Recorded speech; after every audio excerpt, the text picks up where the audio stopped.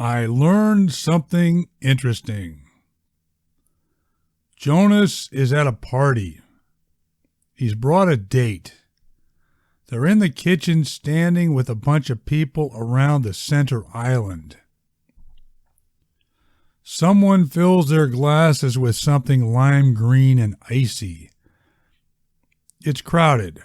Hard to navigate the first floor without bumping into people or having to say pardon me. They're in the hills above the college. Someone is renting a nice house. A guy comes up to them. He's pretty drunk, and Jonas doesn't introduce him to Eliana. The guy says to Jonas, "No big deal, bud, but Jackie's here. Case that amuses you." Jonas looks at the guy like, "What's your problem?" and the guy moves along. "Sorry about that," he says to Eliana. Always a wise guy at these things, like clockwork. "And Jackie," Eliana says, "is who now?" She has a bit of a Venezuelan accent, and Jonas figures you're supposed to embrace that, a little seasoning in the mix, but he's not sure he does. "I mean, you can guess, not rocket science," Jonas says, "but Jackie is way in the past." "Well, where is she?" Eliana says. "Can you point her out?" Admittedly, Jonas is curious himself and scans what he can see of the living room and the rest of the first floor. "Nah, not picking up anything," he says, "unless she did a major number on her appearance, which I guess you never rule out." "How long were you together?" Eliana says. "I don't know. More important, it's been a while since, like 3 years. It was closer to 6 months, actually, but why complicate it? Running into an ex, it's always tricky," Eliana is saying. "You know the Provincetown? What's that now? On Cape Cod?" she says. "Oh, Provincetown? Cape Cod? No, sorry, never been there. I didn't even know that's where it was. You have a history there, obviously." Eliana nods and doesn't add anything, which is kind of weird. "You're either reliving something in your brain," he says, "or you're the type person who can't complete a thought." "Let's don't be rude," she says. "My bad," he says, and touches her hand, and she smiles. She's a good sport. She's shown that couple other situations. One was last weekend playing mini golf. On the final hole, the win-free game one, he talked her into cheating by reaching the ball under the metal grate, like he just had, and she scraped up her elbow. She handled it okay and didn't bring it up later. "All I was going to mention," she says, "is running into an ex can affect your day, even if you are past it, and it should not." "Right," he says, "but you got to know when to fold them and move on.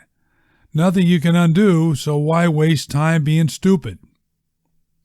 "I agree," she says, except right then he does spot Jackie coming around the corner by the fern at the bottom of the staircase.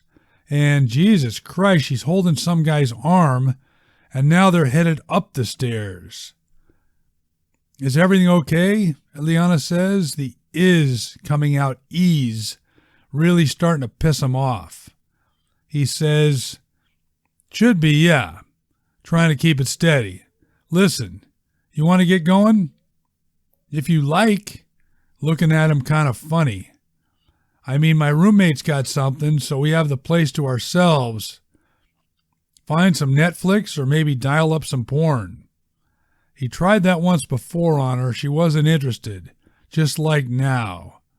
But she says Netflix is fine, but so is staying here a little longer, since didn't they just get here 20 minutes ago? Jonas thinks about it. Hard to argue with the woman. And cut her some slack. Anyone being unreasonable, it's him, obviously. "I didn't even ask you," he says. "See anyone you know?" "Not really. There's one girl I recognize. I can't place it. I'm tempted to say she works the drive-through coffee window. Well, here's the deal, he says. I'm going to introduce you to this guy Reed. He's a good man. Ask him to tell you about when he parked a car for Adam Levine once. Who? You know, guy was in Green Day, Maroon 5, one of those. Reed did valet parking for a while, and then I'm going upstairs for a sec. Jonas taps Reed on the shoulder, points him in the direction of Eliana, and Reed is a good guy. He goes right over there. Gay guy too, so less to worry about abandoning Eliana for a few minutes, who, let's face it, he is still getting to know and might surprise you. There are 3 bedrooms upstairs and also another flight to what might be a dormer setup, but don't worry about that right now. All 3 bedroom doors are closed and there are various sounds. Jonas stands in the hallway trying to get a handle on this. Is this where we're at these days? Sure, he had a few of his own occasions where something unexpected developed, but you at least took it down to the basement or a laundry room or the back seat of someone's vehicle. Jesus. It becomes clear which room Jackie is in. The giveaway, more than the muffled tone of her voice, is the couple catchphrases he is picking up now that she used when things were not fully down to business but headed that way. Jonas gives it about 10 seconds and knocks. Hi there, a male voice says. Can we help you? Yeah, Jonas says. They sent me to clear the floor. You're off limits, needless to say. Babe? Jackie's voice, tentative. Some scrambling and the door opens. Babe who? The guy says. Babe Ruth? Or Mama's boy Babe, that one. The guy gives it a sneer. Jonas can't tell if it's an act or the guy really is a tough customer. Fuck, he might be. He's about the same size as Jonas, but more muscular. Still has his shirt off, and a small dragon tat winds around his midsection. Jonas can't help it. He asks Jackie, that how you still think of it? Those terms? Jackie is dressed, mostly, but she's holding a blanket up in front of herself. She doesn't say anything. Well, if there's nothing else, my friend, the guy says, her and me, we have some business to take care of before we were rudely interrupted. Jackie says, well, what about, they do want the floor cleared? Nah, Jonas says, and goes back downstairs. Eliana is by herself. I'm happy you're here, she says. I learned something interesting from Reed. I want to share it with you. She starts telling him about the house at the end of the cul-de-sac, that what everyone thought was a revenge murder-suicide 20 years ago, it even got a segment on Dateline, has been turned upside down by new DNA. She's rambling a bit, the pieces aren't quite together, and Jonas is trying to understand it. Meanwhile, there's some commotion, and the dude from upstairs is angry at Jackie, and Jackie is hurrying across the living room and out the front door. The guy follows her, the door slams, and the party is pretty silent. Gosh, Eliana says. I know. Happened to be Jackie, actually, the one hustling out of here. You must be kidding, she says. So go do something about it. Me? Yes, you, asshole. How can you stand there? And something flies out of her mouth in Spanish. Jonas says, all right, geez, and heads to the door. He's hoping someone else beats him to it, and he doesn't have to confront the guy. But no, there are plenty of folks looking out the window, Jackie leaning up against her car and the guy continuing to jaw at her and point a finger, but no one else goes outside. Like they expect it to be naturally resolve, and it's none of their business, which is what Jonas is hoping too. He starts down the front steps, calling to them to take it easy. Maybe you get lucky and deflect it from a distance. The guy looks up at him, and it's pretty clear this may be backfiring. Jackie's looking at him too, like, what are you doing here? You okay? Jonas asks her, reaching the bottom of the steps. The guy now doing the answering, telling Jonas the adults have it under control and he has about 2 seconds to get the fuck out of here. When you go mute on me, Jonas says to Jackie, I got nothing to work with. Don't do that. Approaching the car. Babe, I'm sorry, she says. I made my own bed here. I can take care of myself. Please. The guy has assumed a combat stance, an awkward one, but he's looking pretty dang rigid. Jonas hasn't had an uncle who claimed he did a little boxing in the army. The uncle explained to Jonas, you find yourself in a situation you can't avoid, aim for the solar plexus. Short blow, the uncle advised. Turn the hips into it if you can. You land it good, it should redirect the guy's priorities. So Jonas pictures it first in slow motion and unloads on the guy. Except he comes in a little high.